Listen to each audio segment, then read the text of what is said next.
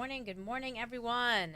It is 11:01, and of course, we got a lot to talk about. So we're going to get to talking about, of course, this snow that's coming our way, but also the dangerous cold. And we're not talking about the cold we've experienced so far in the past couple of days. Way worse than that. The feel way sub-zero, like 10 below, 20 below, maybe 25 below. So that is a big concern. So we'll start you off there, and then we'll get into, of course, the latest regarding our chances for snow. All right, so let's give you an update here on WFSB Plus. So let's talk about the arrival of this next Arctic blast of air. Friday evening, we're talking about the feels like temperature that's going to be crashing. Single digits, teens, 20s. That's 6 o'clock. I'm just going to scrub this an hour or two later. And 8 p.m., you're like, oh, let's go out for dinner. And whew, it's going to be painfully cold out there. We'll have that feel single digits sub-zero by 8 p.m. on Friday. And then as we continue to go through the overnight hours, and we'll stop this clock at, well, let me go back because it was a little trigger happy there. Stop this around 5 a.m. and 10 to 20 below zero it's going to feel like. That is dangerous stuff.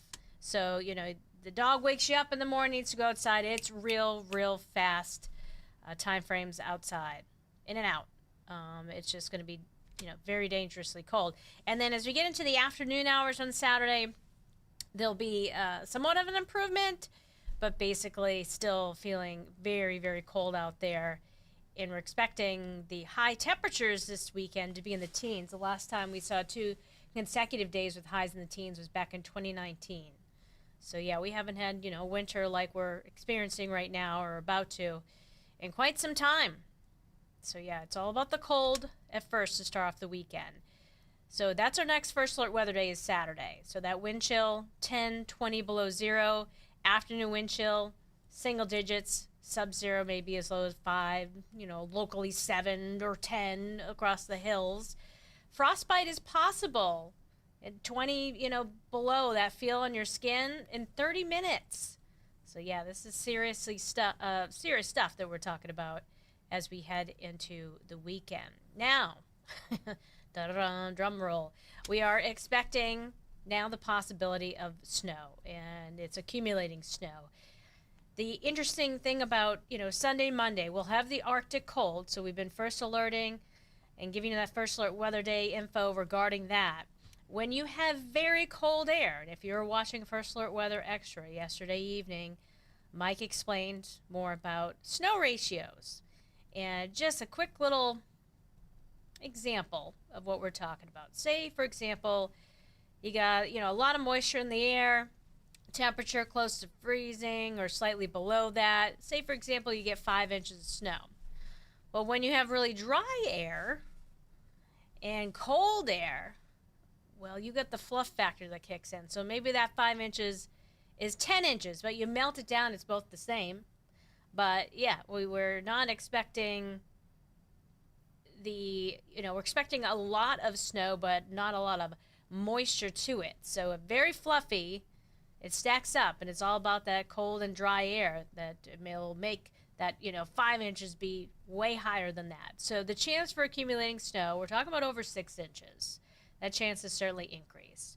It's still too early to obviously put out a snowfall forecast, exact amounts and timing, because the data is still a little bit inconsistent. It does show snow, so we feel more confident saying, yeah, accumulating snow. But we need to wait another day or so to start getting into more specifics. The system has not even reached the United States yet. So once that happens, again, coming days, day or two, you're going to know a lot more. But with the cold too, you got to watch out for outdoor exposure.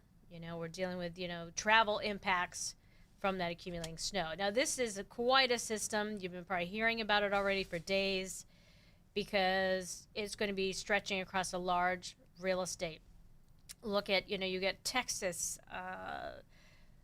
Oklahoma, Arkansas. I mean, just a ton of states that already have a winter storm watch in effect. Some of these will be upgraded to winter storm warnings, some of them ice storm warnings. And then this is all just going to be shifting eastward, and now it looks like some of that will be lifting into parts of the Northeast. Originally, it looked like the high pressure system might win out and suppress the snow to our south. Now the data is showing not so much anymore. And so we will be waiting as this develops and as it starts to take shape. Well, we'll get better data going into the models once it starts happening. But this mess is going to impact just a ton of people. Travel, whether it's on, obviously roadway travel is not going to be good, but air travel too. There'll be significant impacts because these planes are coming and going from all different places. So again, that's where we have the alerts right now. This is going to just be evolving as we go through time because some of this activity is moving in as early as, Friday across these areas, maybe late tomorrow, and then continuing off and on through the weekends. It's kind of a long duration event. So for us right now, yesterday at this time, we only had the European model showing snow. The GFS had the high pressure system winning out. Now, as you can see, they both show snow. Some show the snow much more farther inland across northern New England. The other model, not as far north with the heavier snow. But nonetheless, we're in position to see that accumulating snow. That chance is certainly going to be on the higher end side now. We have confidence for accumulating snow. What we don't know, of course, how much, what time is it going to start, how long is it going to last, will the precipitation type change at all or stay the same? So we will keep you posted as soon as we know all that information that we all want to know. And so that is the latest right now. Of course, we're going to be live coming up on the news at noon. And, of course, streaming on WFSB Plus at 12:30 as well. Of course, we're on WFSB Plus as well at noon. But you can also watch us on the Wax at 12:30. So we'll keep you updated. We're going to get new data in as the day goes on. We'll have another update on this live stream coming up a little bit closer to 2 o'clock, maybe slightly before that.